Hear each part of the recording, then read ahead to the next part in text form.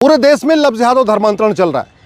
उत्तर प्रदेश में छांगुर गैंग पकड़ा गया, फिर बरेली में एक गैंग पकड़ा गया, फिर आगरा में एक गैंग पकड़ा गया।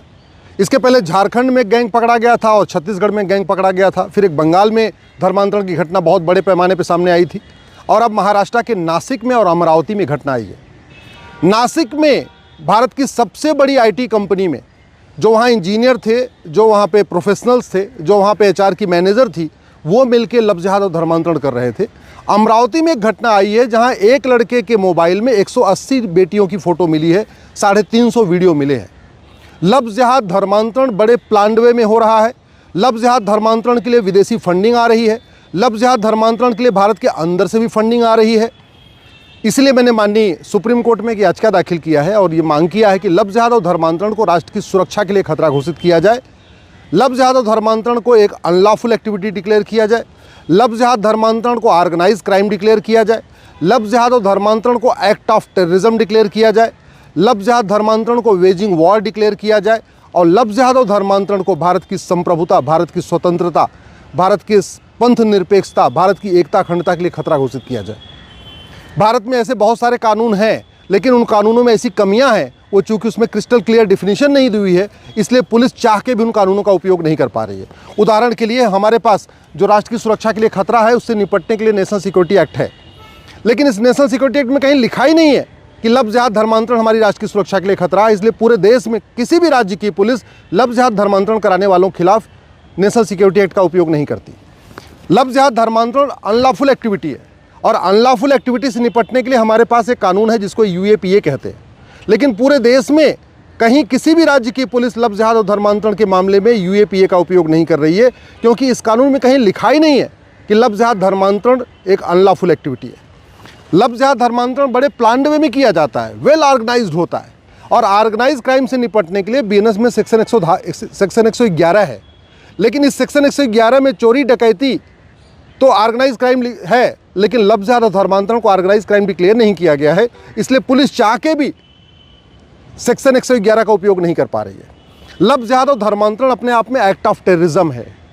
मैं तो कह रहा हूँ आतंकवाद से भी ज़्यादा खतरनाक है, क्योंकि आतंकवादी तो जितने लोगों को मारते हैं केवल उतने लोग कम होते हैं। लव जिहाद धर्मांतरण के बाद उतने परिवार कन्वर्ट हो जाते हैं और कन्वर्ट होने के बाद क्या होता है सबको पता है।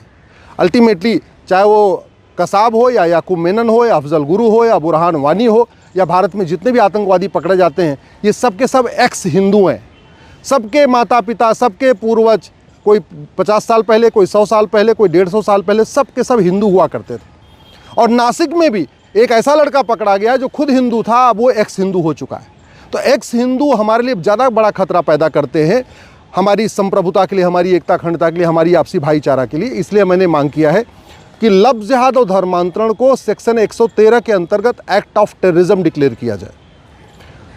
जो भारत के खिलाफ इनडायरेक्ट वॉर है या डायरेक्ट वॉर है, उससे निपटने के लिए हमारे पास सेक्शन 147 है इस बीएनएस में, जिसको कहते हैं वेजिंग वॉर।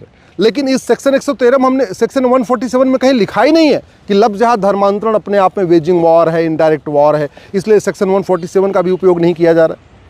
जो भारत की संप्रभुता, एकता अखंडता के लिए खतरा है, उससे निपटने के लिए बीएनएस में सेक्शन 152 है, लेकिन उसमें भी कहीं नहीं लिखा हुआ है कि लव जिहाद धर्मांतरण हमारी संप्रभुता के लिए, हमारी एकता के लिए, हमारी अखंडता के लिए, हमारी भाईचारे के लिए खतरा है। इसलिए 152 का भी उपयोग नहीं हो रहा है। इसलिए मैंने माननीय सुप्रीम कोर्ट से मांग किया है कि तत्काल इसके ऊपर संज्ञान लें और लव जिहाद और धर्मांतरण को ऑर्गेनाइज क्राइम डिक्लेयर करें, राष्ट्र की सुरक्षा के लिए खतरा घोषित करें, वेजिंग वॉर डिक्लेयर करें, एक्ट ऑफ टेररिज्म डिक्लेयर करें, ऑर्गेनाइज क्राइम डिक्लेयर करें और हमारी एकता अखंडता, संप्रभुता और पंथ निरपेक्षता के लिए खतरा घोषित करें, जिससे पुलिस इन लोगों के खिलाफ सख्त कार्रवाई कर सके। मैंने एक और भी मांग किया है कि लव जिहाद धर्मांतरण की सुनवाई फास्ट ट्रैक कोर्ट में होना चाहिए। जैसे रेप के केसेस के लिए फास्ट ट्रैक कोर्ट बनी हुई है हर जिले में, SC ST cases fast track court में चलते हैं, स्पेशल कोर्ट में चलते हैं। अब तो MLA MP के मुकदमे भी स्पेशल कोर्ट में चलते हैं। वैसे ही लव जिहाद धर्मांतरण का मामला स्पेशल कोर्ट में चलना चाहिए। एक एंटी कन्वर्जन कोर्ट हर जिले में बननी चाहिए और लव जिहाद धर्मांतरण के मामलों पे 1 साल के अंदर फैसला आना चाहिए।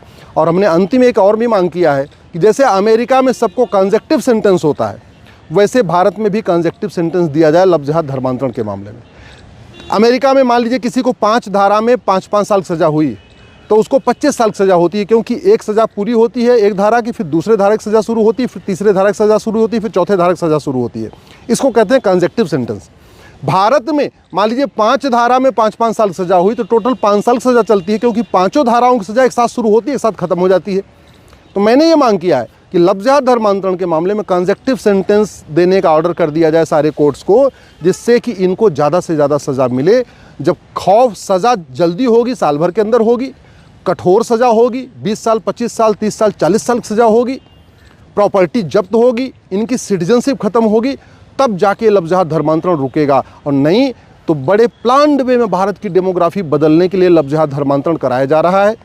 0.1% ही सही, लेकिन भारत की डेमोग्राफी पर डे बदल रही है।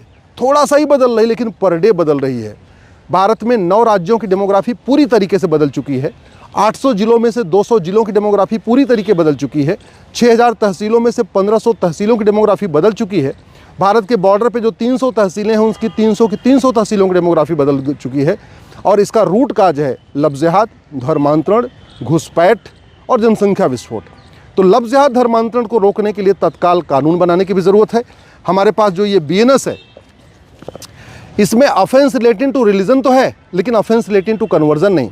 इसलिए मैं केंद्र सरकार से भी निवेदन करता हूं, तत्काल इस BNS में संशोधन करें, एक नया चैप्टर जोड़ें ऑफेंस रिलेटिंग टू कन्वर्जन, और सरकार जो सेक्शन 111, 113, 147, 152 है उसको भी बदले, जिससे लफ्ज़ धर्मांतरण पे त्वरित कार्रवाई हो, फास्ट कार्रवाई हो और जल्दी से जल्दी सज़ा मिले, तब जाके रुकेगा।